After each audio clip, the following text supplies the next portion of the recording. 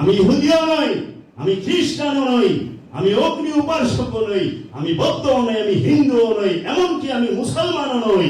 তাহলে তুমি কি? তুমি কি? এইটার প্রশ্ন এইটাই মেন যে তুমি কি। এখন যদি জিজ্ঞেস করেন আগুন কি হিন্দু না মুসলমান, বৌদ্ধ না খ্রিস্টান, ইহুদি না নাসারা, আগুন তো সবার ঘরে যায়।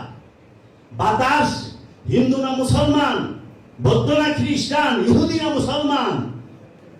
বাতাসে যদি মন্দিরও ঢুকতে, মসজিদও ঢুকতে, তাহলে এগুলা কারাগারি কইরা আরে মুসলমানের কাপড় বানান যায়, মুসলমানের লেগে বাতাস বানান যায় না।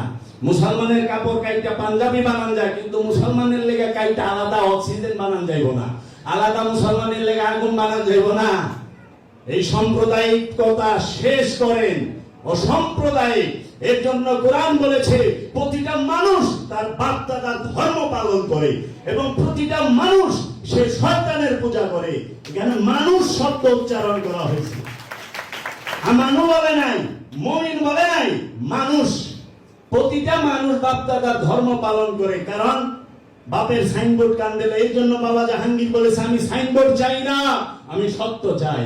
বাবা জাহাঙ্গীর কি বলছে? আমি সাইনবোর্ড চাই না, সত্য চাই। সত্যের জন্য আমি যে কোথাও যাবো।